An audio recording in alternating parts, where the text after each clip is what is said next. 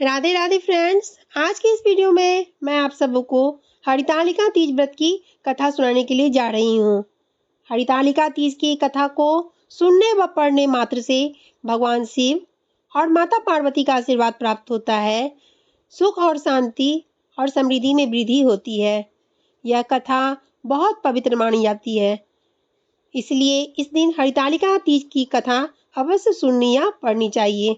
तो बोलिए प्रेम से भगवान गणेश जी महाराज की जय, माता पार्वती, शिव शंकर भोलेनाथ की जय।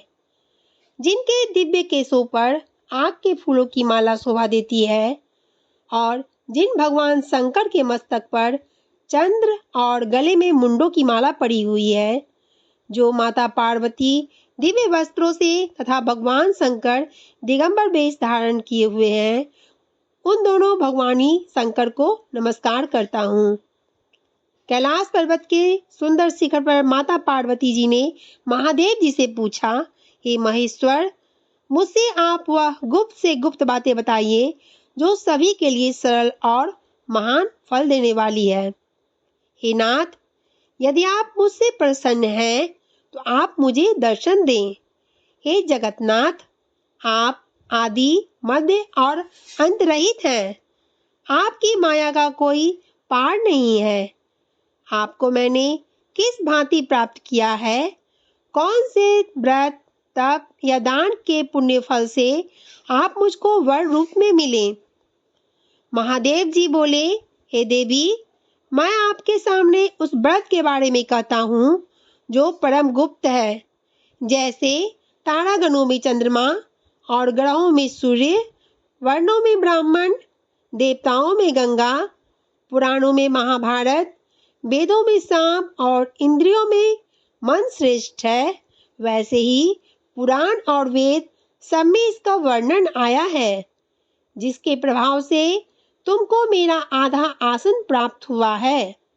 हे प्रिय, उसी का मैं तुमसे वर्णन करता हूँ। सुनो, भाद्रपद भादो मास के शुक्ल पक्ष के हस्त नक्षत्र के दिन इस व्रत का अनुष्ठान मात्र करने से सभी पापों का नाश हो जाता है। तुमने हिमालय पर्वत पर इसी महान व्रत को किया था, जो मैं तुम्हें सुनाता हूँ। पार्वती जी बोली, हे प्रभु, मैंने इस व्रत को किस लिए किया था, यह मुझे सुनने की इच्छा है, सो कृपा करके कहें। शंकर जी बोले, आर्यवत, मैं हिमालय नामक एक महान पर्वत है, जहाँ अनेक प्रकार की भूमि अनेक प्रकार के वृक्षों से सुशोभित है, जो सदैव बर्फ से ढके हुए तथा गंगा की कलकल ध्वनि से सदायमान रहता है। हे पार्वती जी, तुमने बाल्यकाल में उसी स्थान पर परम तप किया था और 12 वर्ष तक के महीने में जल में रहकर वैशाख मास में अग्नि में प्रवेश करके तप किया। सावन के महीने में बाहर खुले में निवास कर अन्न त्याग कर तप करती रही। तुम्हारे उस कष्ट को देखकर तुम्हारे पिता को बड़ी चिंता हुई। चिंता में वह सोचने लगे, मैं इस कन्या का विवाह किससे करूं? एक दिन नारद जी वहां आए और देव ऋषि नारद ने तुमको शैलपुत्री को देखा। तुम्हारे पिता हिमालय ने देव ऋषि को अर्धपाद आसन देकर सम्मान सहित बिठाया और कहा, हे मुनीश्वर, आपने यहाँ तक आने का कष्ट कैसे किया? कहे, क्या आज्ञा है? नारद जी बोले, हे गिरिराज, मैं विष्णु भगवान का भेजा हुआ यहाँ आया हूँ। तुम मेरी बात सुनो। आप अपनी कन्या को उत्तम वर का दान करें। ब्रह्मा, इंद्र, शिव आदि देवताओं में विष्णु भगवान के समान कोई भी उत्तम नहीं है, इसलिए मेरे मत से आप अपनी कन्या का दान भगवान विष्णु को ही दें। हिमालय बोले, यदि भगवान वासुदेव स्वयं ही कन्या को ग्रहण करना चाहते हैं और इस कार्य के लिए ही आपका आगमन हुआ है, तो मेरे लिए गौरव की बात है। मैं अवश्य उन्हें ही दूंगा। हिमालय का यह आश्वासन सुनते ही देव ऋषि नारद जी आकाश में अंतर्ध्यान हो गए और भगवान विष्णु के पास पहुंचे। नारद जी ने हाथ जोड़कर भगवान विष्णु से कहा, प्रभु, आपका विवाह कार्य निश्चित हो गया है। इधर हिमालय ने पार्वती जी से प्रसन्नता पूर्वक कहा, हे पुत्री, मैंने तुमको गरुड़ध्वज भगवान विष्णु को अर्पण कर दिया है। पिता के इन वाक्यों को सुनते ही पार्वती जी अपनी सहेली के घर गई और पृथ्वी पर गिरकर अत्यंत दुखित होकर विलाप करने लगी। उनको विलाप करते हुए देखकर सखी बोली, हे देवी, तुम किस कारण से दुखी हो, मुझे बताओ, मैं अवश्य ही तुम्हारी इच्छा पूरी करूंगी। पार्वती बोली, हे सखी, सुन, मेरी जो मन की अभिलाषा है सुनाती हूँ। मैं महादेव जी को वर्ण करना चाहती हूँ। मेरे इस कार्य को पिताजी ने बिगाड़ना चाहा है, इसलिए मैं निसंदेह इस शरीर का त्याग करूंगी। पार्वती जी के इन वचनों को सुनकर सखी ने कहा, हे देवी, जिस वन को तुम्हारे पिताजी ने न देखा हो, तुम वहां चली जाओ। तब देवी पार्वती अपनी सखी का यह वचन सुन करके ऐसे ही वन को चली गई। पिता हिमालय ने तुमको घर पर न पाकर सोचा मेरी पुत्री को कोई देव दानव अथवा किन्नर हरण करके ले गए हैं। मैंने नारद जी को वचन दिया था मैं पुत्री का भगवान विष्णु के साथ वर्ण करूंगा। हाय, अब यह कैसे पूरा होगा? ऐसा सोचकर वे बहुत चिंतातुर हो मूर्छित हो गए। तब सब लोग हाहाकार करते हुए दौड़े और मूर्छा दूर होने पर गिरिराज से बोले, हमें आप अपनी मूर्छा का कारण बताओ।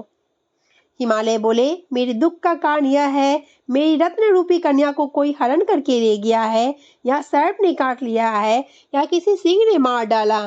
वह न जाने कहाँ चली गई है और किसी राक्षस ने उसे मार डाला। इस प्रकार कहकर गिरिराज दुखित होकर ऐसे कांपने लगे जैसे तीव्र वायु के चलने पर कोई वृक्ष कांपता है। तत्पश्चात हे पार्वती, तुमने गिरिराज साथियों सहित घने जंगल में ढूंढने निकले। तुम भी सखी के साथ भयानक जंगल में घूमती हुई वन में एक नदी के तट पर एक गुफा में पहुंची। उस गुफा में तुम आनी सखी के साथ प्रवेश कर गई, जहां तुम अन्न जल का त्याग करके बालू का लिंग बनाकर मेरी आराधना करती रही। उस समय पर भाद्रपद मास की हस्त नक्षत्र युक्त तृतीया के दिन तुमने मेरा विधि विधान से पूजन किया तथा रात्रि को गीत गायन करते हुए जागरण किया।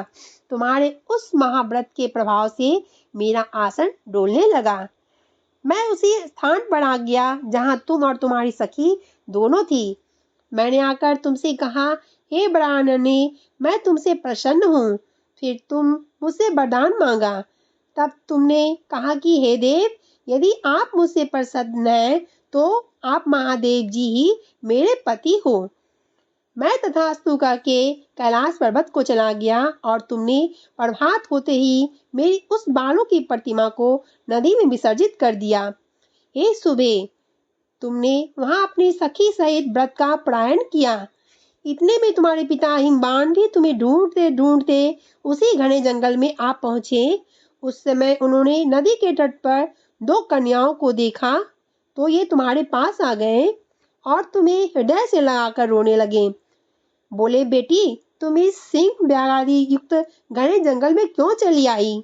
तुमने कहा, हे पिता, मैंने पहले ही अपने शरीर शंकर जी को समर्पित कर दिया था, लेकिन आपने नारद जी को कुछ और बोल दिया, इसलिए मैं महल से चली आई। ऐसा सुनकर हिमवान ने तुमसे कहा, मैं तुम्हारी इच्छा के विरुद्ध यह कार्य नहीं करूंगा। तब वे तुम्हें लेकर घर को आए और तुम्हारा विवाह मेरे साथ करा दिया। हे प्रिय, उसी व्रत के प्रभाव से तुमको मेरा अर्धासन प्राप्त हुआ है। इस व्रतराज को मैंने अभी तक किसी के सम्मुख वर्णन नहीं किया है। हे देवी, अब मैं तुम्हें यह बताता हूँ, इस व्रत का नाम क्यों पड़ा। तुमको सखी हरण करके ले गई थी, इसलिए हरतालिका नाम पड़ा। पार्वती जी बोली, हे स्वामी, आप इस व्रतराज का नाम तो बता दिया, लेकिन मुझे इसकी विधि और फल भी बताइए। इसके करने से किस फल की प्राप्ति होगी? तब भगवान शंकर जी बोले, सौभाग्य की इच्छा रखने वाली महिलाओं को यह व्रत पूरे विधि विधान के साथ करना चाहिए। व्रत में केले के खंभों से मंडप बनाकर उसे बंधनवारों से सुशोभित करें। उसमें विविध रंगों के उत्तम रेशमी वस्त्र की चांदनी ऊपर तान दे। चंदन आदि सुगंधित द्रव्यों का लेपन करके महिलाएं एकत्रित हो। शंख, भेरी, मृदंग आदि बजावे। विधि पूर्वक मंगलाचार करके श्री गौरी शंकर की बालू प्रतिमा स्थापित करें।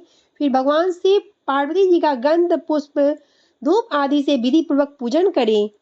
अनेक नैवेद्यों का भोग लगावें और रात्रि को जागरण करें। नारियल, सुपारी, जमारी, नींबू, लौंग अनार, नारंगी आदि ऋतु फूलों को एकत्रित करके धूप दीप आदि से पूजन करके कहें, हे कल्याण स्वरूप शिव, हे मंगल स्वरूप शिव, हे मंगल स्वरूप महेश्वरी, हे शिवे, सब कामनाओं को देने वाली देवी, कल्याण रूप तुम्हें नमस्कार है। कल्याण स्वरूप माता पार्वती, हम तुम्हें नमस्कार करते हैं। भगवान शंकर जी को सदैव नमस्कार करते हैं। हे ब्रह्म रूपनी जगत का पालन करने वाली माँ, आपको नमस्कार है। हे सिंहवाणी, मैं संसारिक भय से व्याकुल हूँ, तुम मेरी रक्षा करो। हे महेश्वरी, मैंने इसी अभिलाषा से आपका पूजन किया है। हे पार्वती माता, आप मेरे ऊपर प्रसन्न होकर मुझे सुख और सौभाग्य प्रदान कीजिए। इस प्रकार के शब्दों द्वारा उमा सहित शंकर जी का पूजन करें। विधि पूर्वक कथा सुनकर गौ, वस्त्र, आभूषण आदि ब्राह्मणों को दान करें। इस प्रकार से व्रत करने से मनुष्य के सब पाप नष्ट हो जाते हैं।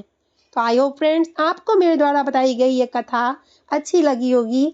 अगर थोड़ी सी पसंद आई है तो प्लीज़ बेल आइकन को प्रेस कीजिएगा एवं चैनल को सब्सक्राइब कर लीजिएगा। मैं मिलती हूँ आपसे अगली नई वीडियो में। तब तक के लिए प्रेम से बोलिए राधे राधे, जय श्री कृष्ण।